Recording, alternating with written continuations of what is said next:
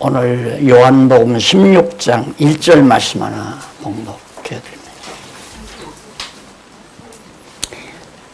내가 이것을 너희에게 이름은 너희로 실족지 않게 하려 함이니 사람들이 너희를 추리할 뿐 아니라 때가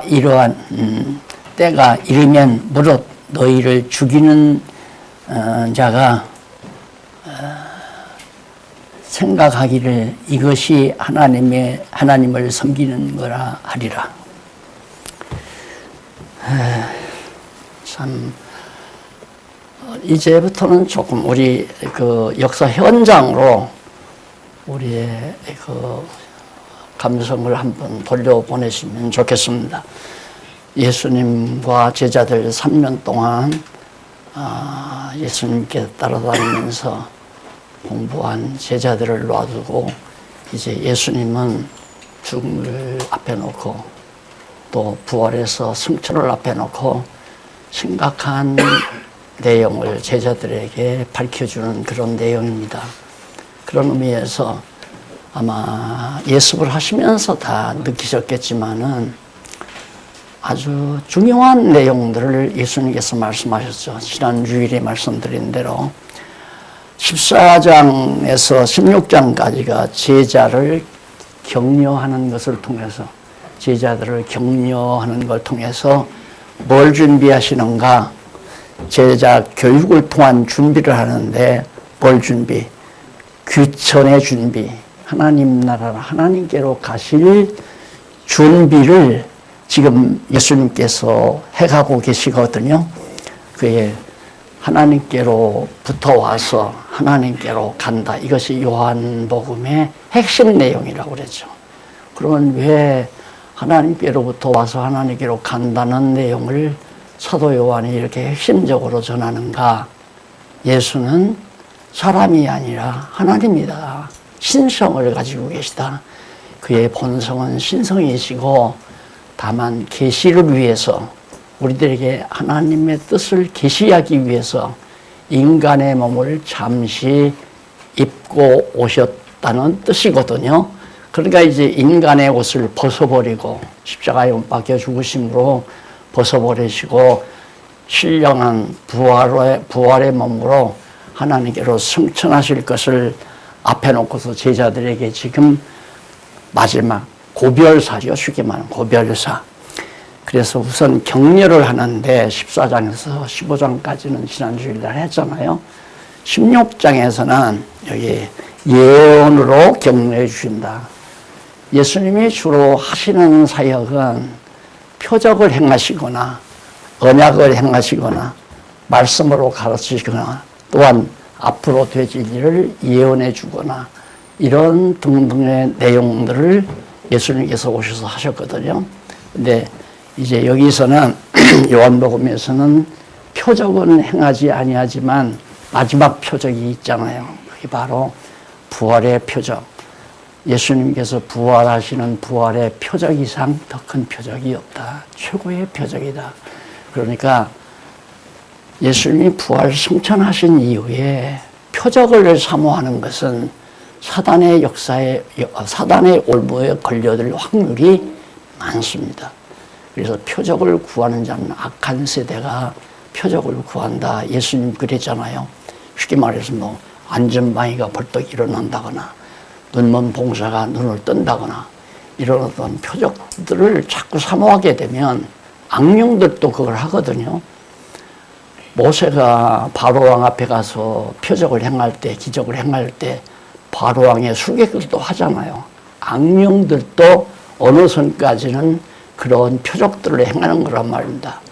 그러니까 표적 보이기를 자꾸 사모하게 되면 악령들이 결국은 우리에게 표적을 볼 수 있도록 병이 낫게 한다거나 현장에서 눈이 뜨게 한다거나 그러니까 과거에 그 우리 한국교회가 지난날 뭐 성령의 역사, 오순절 역사에서 뭐 안전마이가 일어난다, 봉사가 뜬다. 저도 그런 소굴에 가서 한 5년 동안을 깊이 살펴봤지만은 그게 다 어두운 영들의 장난이었단 말입니다. 그래가지고 그거에 의해서 한국교회가 서지다 보니까 이제 기초가 없잖아요. 부활의 이 놀라운 표적은 뒤에 물리치고 당장 지금 내 병 낫게 해달라. 그러면 내가 하나님을 믿겠다. 그러면 마귀가 사탄이 예수님 유혹할 때도 전부 뭐 돌로 떡 만들어 먹어봐라. 뭐 성전 꼭대기 올라가서 천지를 보여주면서 뛰어내려봐라. 하나님 받아준다. 이런 표적들을 예수님에게 보여주려고 마귀가 애썼지만은 예수님이 넘어가지 않잖아요. 그러니까 우리 기독교는 부활의 표적 이상 다른 표적을 구하면 안 된단 말이에요. 그래서 예수님이 마지막에는 언약으로 격려를 해요. 나 가더라도 걱정하지 말라. 14장에 마음에 근심하지 말라. 하나님을 믿으리 또 나를 믿으라 하고 격려를 해주잖아요. 그리고서 거기서 언약을 하죠. 이제 내가 갔다 다시 온다. 내가 예비할 것 준비해놓고 너희들 데리러 오겠다. 이렇게 언약을 해놓고 말씀으로 격려를 해줍니다. 너희들이 지금 매우 심각한 많은 고난을 당하게 될 것이다. 내게 속했기 때문에 세상은 나는 세상에 속한 게 아니고 하나님께 속했기 때문에 세상이 너희를 다 싫어한다. 너희들을 다 배척하고 그러니까 그럴 때 낙심하지 말라 이거죠. 참고 기다리라는 영으로 말씀으로 격려해 주시고 나서 예언을 해줘요. 앞으로 이렇게 된다. 그 예언의 자체가 16장 1절로부터 4절까지 보면 여기 나오죠. 1절로부터 4절 제자들로 여러 환난을 너희들이 당한다. 그러니까 예언이라고 하는 것은 바로 얼마 안 있어 곧 머지않아 이루어질 일들은 예언으로 그렇게 표현을 하고요. 그다음 먼 장래에 이루어질 것은 언약으로 표현을 했습니다. 성경이 그렇게 되어 있어요. 그러니까 열조들에게는 하나님이 언약을 하시지만 선지자들을 보내서 할 때는 예언을 하잖아요. 그러면 예언의 기초는 뭐냐면 언약이란 말입니다. 하나님께서 이미 열조에게 언약하신 대로 이제 그 일이 이루어질 때가 됐다라고 선지자들이 예언할 때는 그걸 예언으로 표현을 하죠. 그러니 선지자들이 예언했다. 선지자들을 통해서 언약했다는 말은 성경에 없잖아요. 예언했다고 그러죠. 그러니까 예수님도 참 선지자로 오셔서 지금 제자들에게 예언해 줘요. 언제? 곧 예수님 떠나고 나서 제자들이 12제자들이 환난과 핍박을 받으면서 죽임을 당하면서 칼로 목뱀을 당하면서 복음을 증거할 때 그런 환난을 당하게 된다. 곧 그런 일이 온다 이거예요. 그걸 얘기하면서 그렇게 되질 때에 내가 기억나게 하려고 예언을 하는 것이다.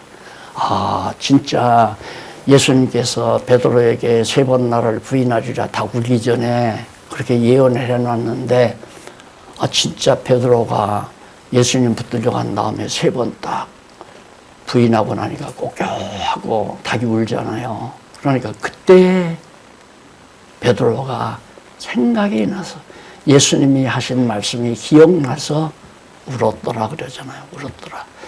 그러니까 여러분 이렇게 말씀을 우리가 자꾸 공부하는 것은 이 거친 세상을 살아갈 때 어려운 일, 성경이 말하는 대로 어려운 일이 닥쳤을 때 기억이 나면 맞아. 예수님이 이렇게 또 선지자들이 이렇게 예언했는데 예언대로 이루어지는 거 보니까 하나님이 살아계신 게 분명하고 예언대로 이루어지는 거 보니까 예수가 그리스도임이 분명하구나. 그걸 생각하고 기억나서 믿게 하려고 믿고 참고 견디게 하려고 하나님께서 예수님께서 지금 미리 내가 예언을 해준 거다. 많은 환난이 온다. 우리가 이런 데 보면 우리는 얼른 생각하기에 아니 전지전능한 하나님의 능력이 많으신데 제자들 이렇게 떼어놓고 나가는데 지금 스승님 3년 동안 모셨던 스승님이 지금 가시는 판이고 이렇게 제자들이 지금 세상에 남아 있으니까 제자들을 건드리는 인간들은 다 다리가 부러지거나 팔목이 부러지거나 목이 잘리거나 이런 저주가 좀 내리면 얼마나 좋아요. 그런데 그게 아니라 이 말이죠. 그래서 하나님께서는 반드시 당신의 뜻을 이루기 위해서 너희에게 많은 환난이 온다. 왜 그러냐면 세상은 지금 어두운 권세가 지배하는 세상이란 말입니다. 기본적으로 어두운 세상이.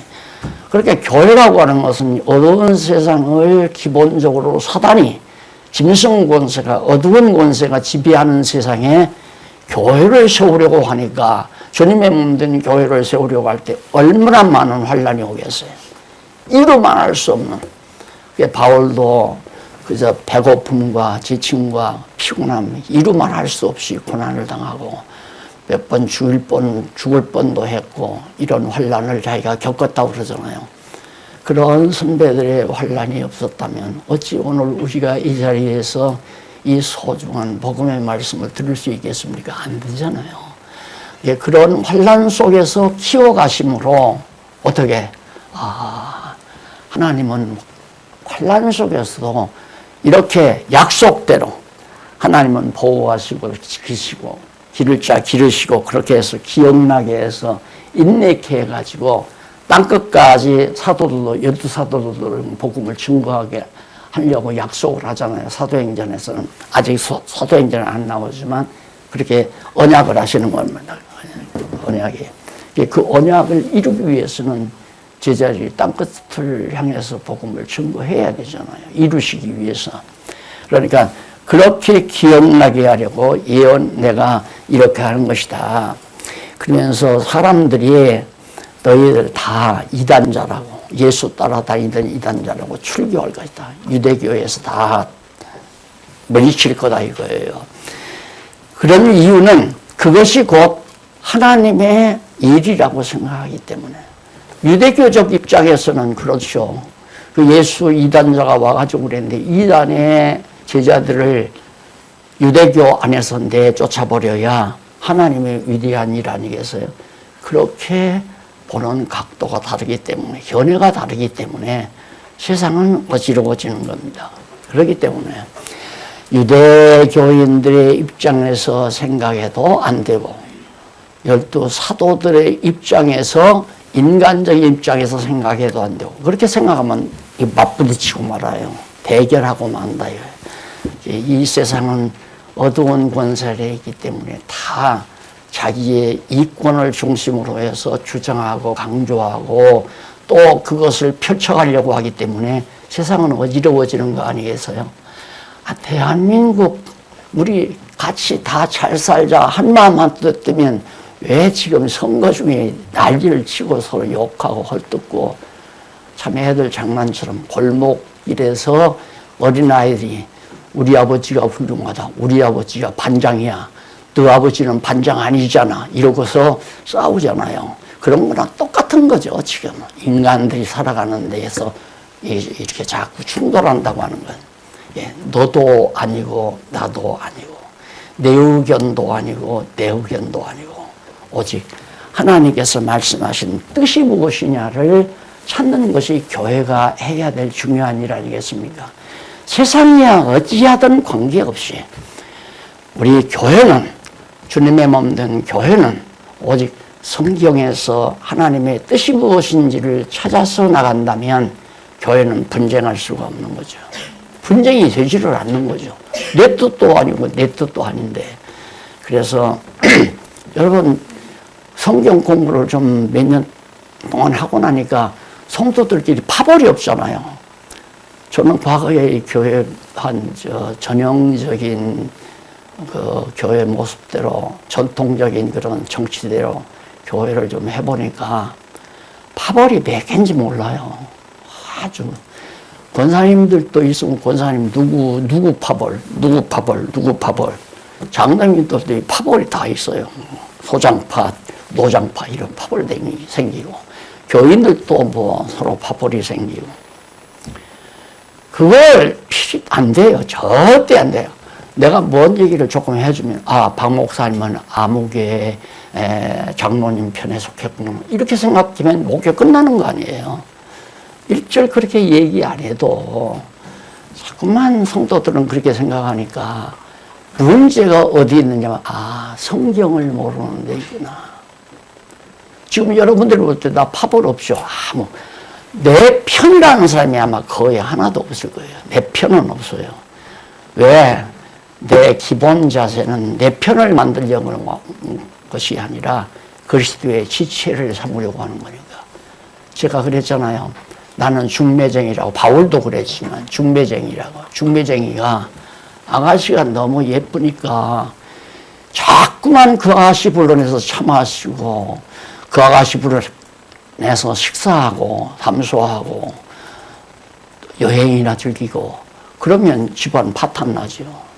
중매해서 신랑 딱 맞이해서 결혼시키면 전화 한 통화도 안 되잖아요. 그게 중매쟁이 하는 일이란 말입니다. 그러니까 여러분, 내가 여러분들한테 전화 한 통화 안 하잖아요. 왜? 예수의 사람 됐다 그러니까. 예수. 어떤 사람이 왜 박 목사님 전화를 이렇게 안 하느냐고 자꾸 투정을 해요. 그래서 아이고 목사님들이 좀 전화 좀 자주 하고 좀 친절히 했으면 좋겠는데 전화 안 하죠. 왜? 인간적으로 가까워질까 봐서. 사람이란 육체가 아직도 남아있잖아요. 육체의 감정이 있단 말입니다. 만나면 자꾸 육체의 감정이 가까워지다 보면 내 편이 되고 내 사람이 되고 내 무리가 되고 그것이 지난날 한국교회의 목회란 말입니다. 목회학 시간에 신학교 다니면서 들으니까 목사는 신방을 잘해야 된대요. 근데 신방 다니면서 절대 사모님은 동행하지 말아라. 그냥 혼자 가라. 혼자 다녀라. 부교역자나 누구 데리고 혼자 그렇게 다니지 사모님 모시고 다니는 건 목회 못하는 사람이다. 그래. 내가 그 말 듣고 깜짝 놀라서 이게 뭐야 도대체. 도대체 신방이라는 게 뭐하러 다니는 거야. 그게 신방이란 개별적으로 만나서 쏙닥 하는 게 신방 아니에요? 그렇게 생각이 되더라고요. 강의를 들으니까. 그래서 저는 초기에 처음에 이제 교인 몇 분이길래 좀 알아보려고 한두 번 다녔지. 그 다음에 신방 잘 안 다녔어요. 전화도 잘 안 하죠. 왜? 공부 열심히 하는 사람에게는 더 전화 안 해요. 그러나 공부를 못 하시는 분이 어려움을 당했다, 병이 걸렸다, 그럴 때는 해야 되잖아요. 위로하기 위해서. 그런 때는 덜하지만. 그러니까 제 전화 받고 싶으면 병원에 입원하시면 전화해 드릴 겁니다. 병원에 입원 안 하고 그리스도의 신부로서 아주 행복하게 잘 사는데 왜 옆에서 찝쩍대요? 그렇잖아요? 예. 그래도 교회가 편안하잖아요. 그래서 제자들도 정말 어려운 환난을 당할 때 있을 거니까 그때 기억나서 예수님이 그렇게 된다고 그랬는데 그럴 때가 왔구나. 그래서 결국 예수님 부활을 승천한 다음에 야고보가 목배임을 당하고 스데반이 돈에 맞아 죽고 이런 어려운 여건이 다가와도 목숨 내대고 바울도 베드로도 야고보도 복음을 증거하고 그래서 이 지상교회는 환난 중에 크는 교회예요. 환난 가운데서 지상교회가 편안한 가운데 돈 잘 벌고 잘 먹고 잘 입고 즐길 것 다 즐기고 육체의 쾌락 다 맛보면서 그건 아니잖아요. 하나님께서 이 땅 위에 교회를 두시는 것은 연단시키기 위해서입니다. 연단을 시키기 위해서. 아버지가 탕자를 돼지우리로 내보내는 것은 가서 더 깊이 아버지 사랑 깨닫도록 하려는 아버지의 깊은 배려가 그 중심 속에 있다는 거 다 아시잖아요. 그러니까 이 땅에서 온갖 시련과 역경. 저는 이런 얘기를 하다가 보면 자꾸 기억이 나서 말이 나오려고 그래요. 말 안 나와도 여러분들이 다 아시지만 교계로부터도 얼마나 많은 시련을 당하고 그 막판에는 성도들로부터도 정말 목사님하고 그렇게 아양을 떨고 그렇게 좋아하던 성도들도 왜 그렇게 한순간에 변해가지고 돌변해가지고 욕을 하고 아주 막말을 하고 다 참아 견뎠죠. 예수님은 그보다도 더 많은 거. 침박으로 뺨 때리고 그러잖아요. 그걸 생각하면서 참고 견뎠죠. 환란이 오는 게 정상이고 편안하면 두려워해야 됩니다. 내가 편안하면 두려워해야 돼. 아, 하나님이 나를 왜 이렇게 편안하게 해두시나. 솔로몬 지혜만 주면 됐잖아요. 그런데 돈을 주니까 하나님께서 재물을 주니까 그 재물 보면 오대 속에서 이걸 가지고 어떻게 내가 좀 나를 기쁘게 할까 이 생각이 드는 건 당연한 거예요. 이 강의를 들으시면 언제나 여윳돈 생기죠? 하나님이 이 여윳돈을 왜 주셨을까? 왜라는 걸 생각하라고 그랬죠? 왜 주셨을까? 아, 딱 여윳돈 됐다. 됐다. 그 말은 왜를 해결하려는 것이 아니라 어떻게 하려고. 아, 어떻게 좀 하고 싶은데, 여행을 좀 가고 싶은데, 즐기고 싶은데, 정말 쾌락을 누리고 싶은데 돈이 없어 못 누려서. 근데 돈이 생겼어. 됐다. 그거는 자기 영혼을 망치는 일이죠. 그래서 항상 우리는 외로 접근을 하고 하는 거. 기억이 나면 오늘 강의가. 그 다음에 16장 5절로 15절에 보면 떠나가는 것이 유익하다며 보낼 보혜사의 임무를 이어납니다. 자, 여기 5장에서 15장 저 내용이 제가 볼 때에는 제자들에게 정말 격려가 되는 말씀이에요. 내가 가야 한다. 왜? 나보다도 더. 나는 너희들에게 하지 못하지만, 깨닫게 하지 못하지만, 내가 가야 너희들에게, 내가 이 지상에서 너희들에게 가르쳐준 모든 내용들을 깨달아 알게 할 보혜사가 온다. 그게 내가 더 있어봐야 뭐하느냐. 내가 말을 해도, 내가 세상 일을 말해도 너희들이 못 알아듣는데, 내가 하나님 나라 일을 말하면 너희들이 어떻게 알아듣겠느냐. 이런 예수님의 답답함이 있었기 때문에 예수님의 견해로서 내가 빨리 가야지. 이 제자들을 빨리 내가 버리고 가야 가서 언약대로 약속하신 대로 약속이죠. 보혜사 성령을 보내주면 보혜사 성령이 과거에 3년 동안 제자들에게 다 가르쳐줬던 말씀이 새록새록 기억나면서 깨달아지는 정말 엊그저께 어느 권사님이 그래요. 목사님 참 요즘 정말 너무너무 내가 깊이 깨달아요. 그래서 그 교재를 봤대요. 자기가 교재를 보니까 목사님이 그렇게 다 가르쳐 주었더래요. 그래서 다 메모까지 다 해놨더래요. 그런데 왜 여지껏 그걸 모르고 있다가 요즘 심화반에서 우리 조심해야죠. 박홍기 목사님. 박홍기 목사님이 아니라 박홍기 목사님이 심야반 비대면 교육 하잖아요.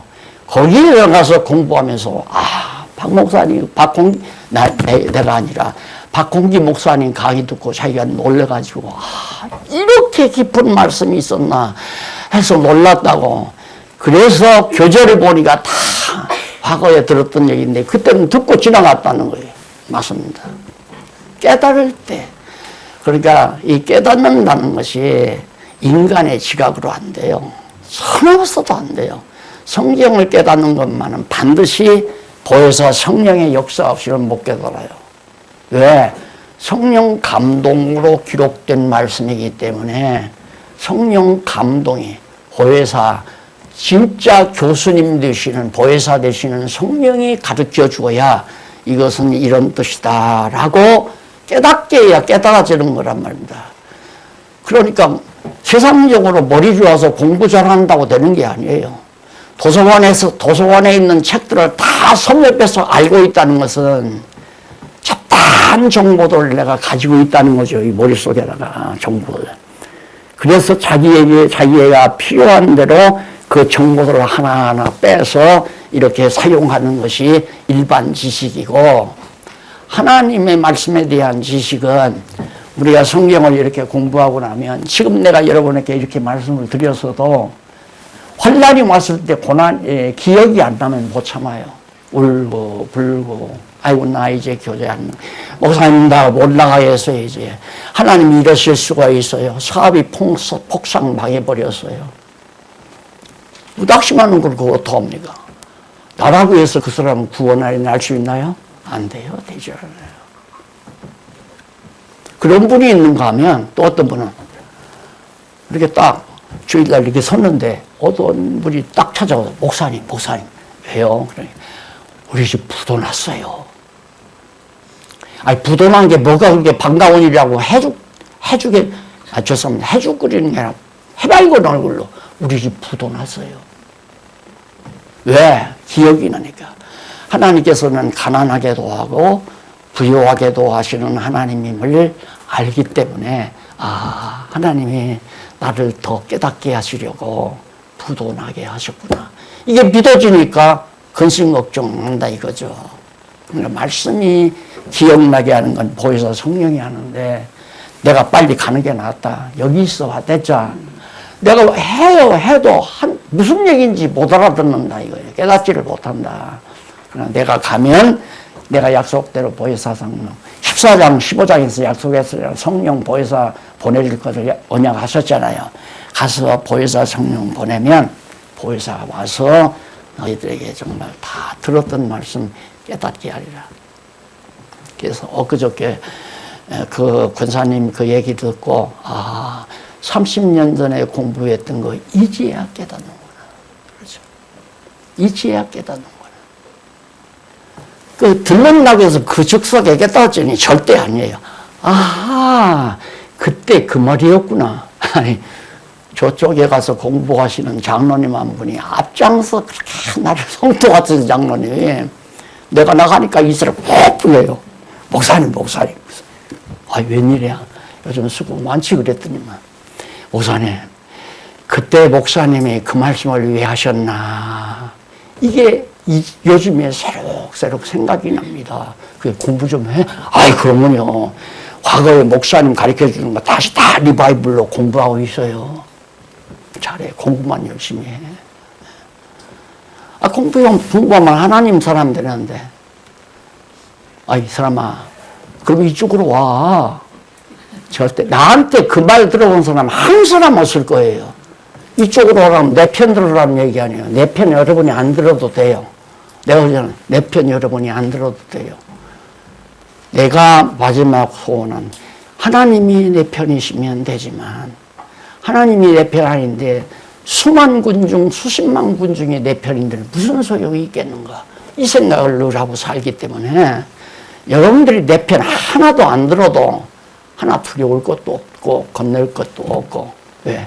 여호와 하나님이 내 편만 되시면 그 제자들이 지금은 그걸 도면한 거거든요. 나 가도 걱정하지 마. 내가 가는 게 낫다. 떠나는 게 낫다. 내가 다니니까 배가 고프면 예수님이 그냥 오병이어의 역사 한번 안 일으키시나?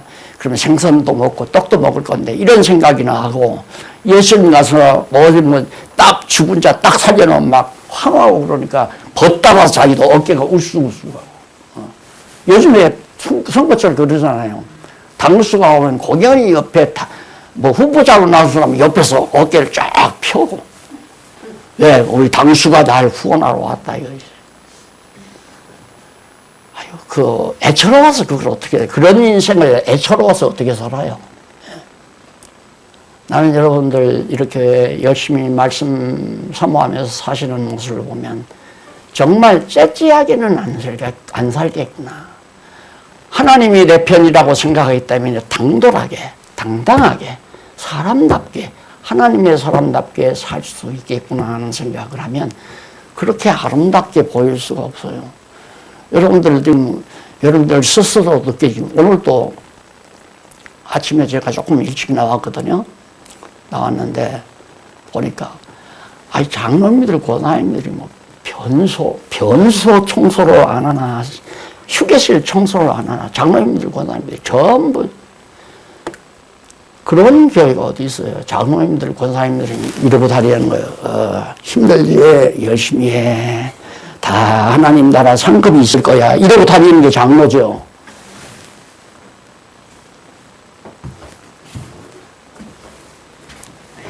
저는 그래서 이번에 가치로운 막판에서 교회라고 하는 건, 지상의 교회라고 하는 것은 하나님의 최대의 예술작품이다. 예술작품. 하나님께서 가장 이 지상에서 아름다운 예술작품으로 하나님께서 그리스도 보내고 성령 보내서 성령께서 하나님의 영광스러운 교회 모습으로 점점 승화해서 작품을 해나가시는 것이 지상에 있는 교회다. 거기에 인간이 잘난 척하고 뭐 덧칠했다가는 그림 다 버려버려요. 하라는 일만 하면 돼요. 그 박 목사도 성경만 가르치라니까 성경만 가르치잖아요. 성경만 가르치면 성령께서 깨닫게 해서 각자에게 자기 할 일 하게 만들고 자기에게 소원을 줘서 하나하나 자기 분야에서 충성하며 살아가도록 해가니까 교회가 아름답잖아요. 여러분이 보기에도 참 아름답잖아요. 물론 우리도 아직도 인간이기 때문에 정말 혹시라도 여러분 이렇게 살아가면서 같은 우리 지체 아닌가, 그리스도 안의 지체 중에서 저 사람보다는 내가 조금 잘난 것 같다 이렇게 생각하면 어불성설, 천만의 말씀입니다. 우리 인간은 잘나고 못난 사람이 없어요. 다만 하나님께서 쓰시는 데 필요한 거죠. 그럼 큰 덩치는 귀한 것이고 작은 물건은 귀하지 않은 거예요. 천만의 말씀. 여러분 과거 뭐 서양사나 동양사 다 배웠겠지만 여러분 장군이 정말 이 동양 땅을 다 정복하기 위해서 전쟁을 일으킨 자 하나님께서 병균 하나, 눈으로 보이지 않는 병균 하나 딱 섭리하시니까 장군 죽어버리니까 세계 역사가 달라져 버리잖아요. 근데 우리들의 시각은 그렇게 생각 안 한다 이 말입니다. 큰 건 소중하고 작은 건 소중하지 않고 아니에요.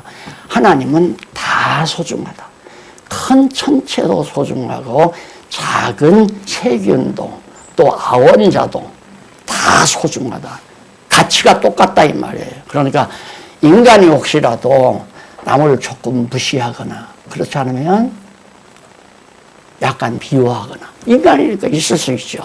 그러나 그건 정상은 아니라는 게 분명하잖아요. 미워할 자가 없잖아요. 왜? 그 사람 없이는 나도 없으니까 따지고 보면 우리는 다 하나님께서 조합해 놓은 한 덩치예요. 한 덩치이기 때문에 한 덩치를 이루는데 그 사람이 내가 조금이라도 미워하는 사람이 없이는 나도 존재가 불가능할 수 있는 그런 조합체로 하나님께서 이 우주와 만물을 운행해 가시기 때문에 누구 하나 무시해서도 안 되고 자기 잘난 척해서도 안 되고 자기보다 더 남을 많이 지배하려고 해서도 안 되고 많은 사람을 자기 수하에 넣으려고 해도 안 되는 거죠. 하지 말라는 얘기는 아니에요. 왜? 내가 그럴 자격은 없으니까 하고 싶으면 하되 그러나 그것은 정상은 아니다. 하나님이 사랑하는 내가 누구 얘기했잖아요. 저 몇십 년 전부터 그러죠.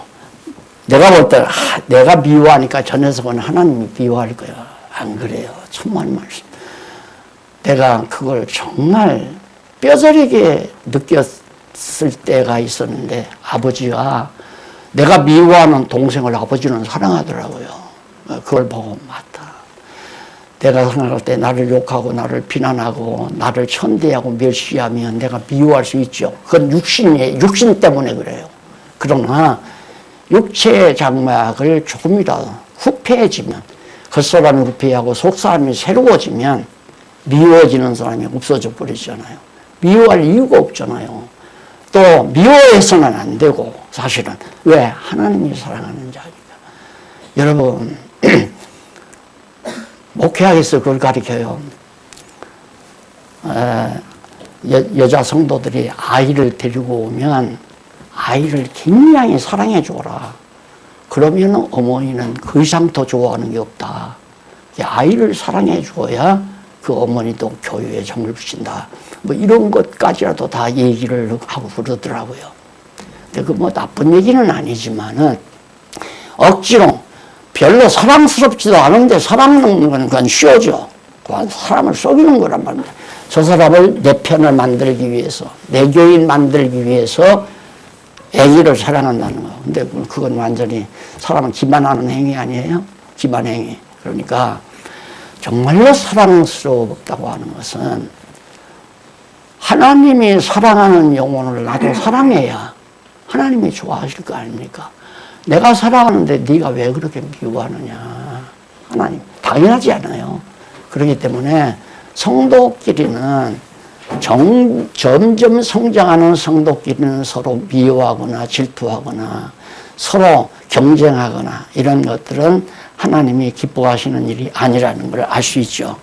그래서 제자들도 예수님께서 앞에서 배웠죠. 세숫대에다 물 떠놓고 발 씻어줘죠. 발. 다 깨끗해지니까 깨끗해졌지만 발은 더러우니까 발 씻어서 서로의 허물 없는 사람이 없어요. 다 허물이 있잖아요. 나도 허물이 있고 여러분들도 허물이 있고 허물이 있는 것을 발 씻어듯이 서로 용서해 주라 이거예요. 서로 용서해 주. 우리가 우리의 죄를 용서해 주는 것처럼 준 것 같이 하나님께서도 내 죄를 그렇게 용서해 주세요. 주기도문에 그게 나오잖아요. 그러니까 나는 같은 성도의 죄를 용서 안 하고 미워하고 증오하면서 하나님 내 죄 용서해 주세요. 그건 비유에도 나오잖아요. 100달란트 용서받은 놈이 탕감받은 놈이 1달란트 빚진 사람 갖다가 고발해서 감옥에 쳐넣는 그런 비유를 예수님이 들지 않았어요. 그건 있을 수 없는 일이죠. 있어서는 안 되는 일. 그러나 육신이 있는 한 이게 그래서 우리도 예수님도 빨리 십자가에 못 박혀 경험하는 것이 좋듯이 우리들도 하나님께서 다 쓰셨으면 빨리 부르시는 것처럼 좋은 게 없죠. 이 세상 다 10번, 1000번 살아봐도 그게 그거 아니에요. 밥 먹고 잠자고 또 일어나면 돈 벌고 돈 벌어다 밥 먹고 잠자고 돈 여유 있으면 좀 즐기고 쾌락도 즐기고 즐기면 그게 정말로 인생에 보람이 있는 가치일까요? 그건 아니잖아요. 하나님의 소중한 소재로 하나님의 쓰임을 받아서 이 땅 위에 살다가 하나님이 다스시면 부르시면 육체에 남을 위하거나 시기하거나 질투하거나 지배하거나 남보다 더 훌륭하게 되려고 하고 발버둥치는 그런 모습들이 다 사라져 버리잖아요. 여러분 잠 못 자는 이유가 뭐예요? 육체의 소욕 때문에 잠 못 자죠. 초저녁에 공연히 부부끼리 앉아서 누구 좀 흉보다 보면 그날은 꼬박 그냥 새는 거 아니에요. 안 그래요? 아무게 웃기는 인간이야. 그 우리 돈 쪼가지고 안 갚았잖아. 그러고서 잠자리에 들어갔다. 밤새껏 그 여자, 그 돈 꼬간 친구 저놈 칼로 어떻게 확 찔러버리니까 그냥 주먹으로 한 대 쳐박을까 콩밥을 먹일까 별아 별 생각하면서 밤새껏 악한 생각만 하다가 그럼 그런 악한 생각은 자꾸 속에다 도끼를 쌓잖아요. 인간 도끼를. 인간 도끼가 쌓는 것이 그것이 이제 암으로 바뀌어지는 거고요. 그래서 우리 마음속에서 악기를 빼내는 것은 다른 걸로 안 돼요. 하나님 말씀이라야 악기가 빠지죠. 몇시 봐도 좋아하고 욕을 해도 반항할 필요가 없고 오직 문났으면 나를 욕할까 이렇게 생각되잖아요. 자, 그래서 예수님께서 내가 빨리 가는 게 낫다. 보혜사가 와서 다 너희들 깨닫게 해서 하나님 나라를 위해서 죽도록 목숨을 내대고 자 16절로 24절에서 조금 근심이 기쁨이 될 것과 구하면 줄 것은 이게 대단한 거 아닙니까? 조금 지나면 굉장히 근심이 변해서 기쁨으로 바뀐다. 이거 예수님께 약속한 거예요. 반드시 너희들에게 그런 날이 온다. 그리고 너희들이 구하면 줄 것이다. 왜 구하면 주는가? 이런 문제들이 이제 성도들의 정말 큰 올무가 되는 거죠. 구하면 준다고 해서. 그래서 새벽 기도가 생긴 거 아니에요. 구하면 준다. 새벽에 나와서 구하라. 머리 제일 깨끗했을 때 하나님 앞에 구하면 준다. 그러니까 나와가지고 애들이 이제 뭐 입시, 고시 쉬러 가게 되면 벌써 100일 기도, 교회에서부터도 100일 기도를 하잖아요. 100일 기도는 불교에서 했던 건데, 교회에서 100일 기도를 하잖아요. 학력고사 볼 때. 이게 무속이지 뭐와 다름이 있습니까? 여기서 구하면 준다는 말은 이게 전제되는 거예요. 성령이 오셔서 너희들로 하여금 하나님의 뜻을 깊으신 뜻을 다 깨닫게 하면 하나님의 뜻이, 기쁨을 주시는 하나님의 뜻이 무엇인지를 알고 구하게 되면 그건 반드시 이루어요. 극단적으로 구하지 않아도 돼요. 구하지 않아도 이루어진다 이 말입니다. 왜? 이미 언약하셨으니까. 지자율과 언약이기 때문에. 근심이 변해서 기쁨이 될 것이다 라고 했으면, 될 것이라고 했으면 기쁨 주세요 구하지 않아도 될 거 아니에요. 그런데 인간의 심령이란 하나님께서 언약하시면 그것이 이루어지기를 바라고 기다리는 거 아니에요. 여행 떠난 아버지가 여행을 떠나면서, 얘야, 너 공부 열심히 하고 엄마 말씀 잘 듣고 울지 말고 잘 기다려. 나 빨리 갔다 올게. 오면서 너한테 내가 정말 아주 좋은 카메라인데 스마트폰 하나 사다 주마. 이제 초등학교 다니는 놈이 아버지를 기다리는 거예요. 왜? 스마트폰 사준다고 하는 그 언약을 사모하면서 아버지 꼭 사오세요. 아버지. 그게 기도 아니에요. 약속했으니까 그걸 구하지. 아버지가 떠나면서 약속도 안 했는데, 아버지 오실 때 스마트폰 사오세요. 오실 때 스마트폰 사오세요. 사오시나요? 그러니까 모든 성도들이 낙심이 거기서 온단 말입니다. 새벽기도를 내가 10년을 했는데 안 이루어지더라 이거예요.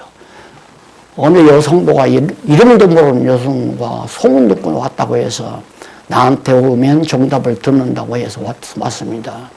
자기 사업이 지금 부도가 날 지경이래요. 근데 땅이 어디 몇천 평짜리가 있는데 그것만 산이 몇만 평짜리가 산이 있는데 그 산만 팔리면 다 가구리하고 되는데 산이 안 팔려요, 목사님. 그래서 담임 목사님한테 가니까 기도합시다 해서 기도 2달인가 3달인가 했는데 안 이루어진대요. 그래서 목사님 지금 2달째 넘었는데 3달째가 되는데 안 이루어져요. 그러면 집사님 먼저 하나님 앞에 11조부터 내고 해라. 그거 팔리면 11조 낼 것 미리 돈 빌려다가 내고. 그래서 또 하라는 대로 그걸 빌려다 냈대요. 빚이 더 많아졌죠.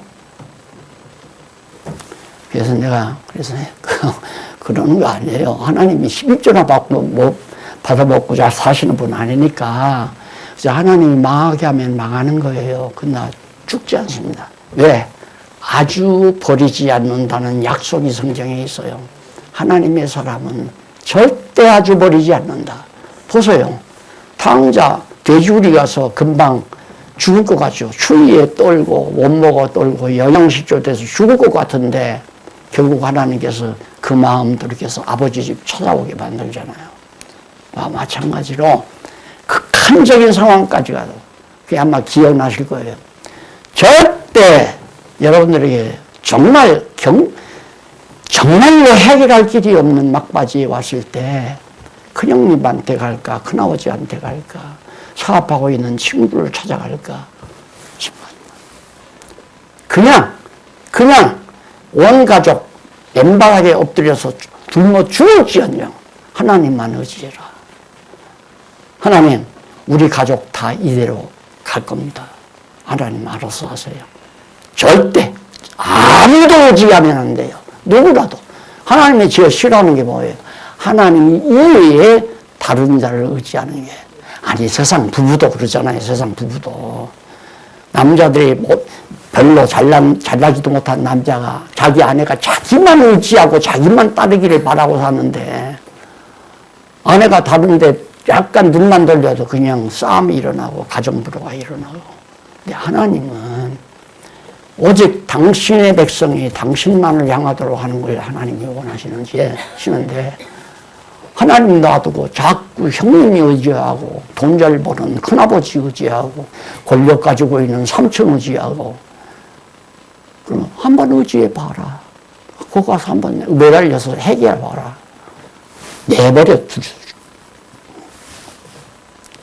그러면 막 깜짝깜짝 새수라쳐 보내야지. 아, 내가 왜 이래? 아니, 우리가 지금 우리 이 교회 하잖아요. 이거 누구 일이에요? 박 목사 일 아니에요. 착각하지 말아요. 내 일 아니에요. 여러분 다음 주부터 한 사람 안 나와도 나 눈 하나 까딱 안 해요. 내 일 아니니까.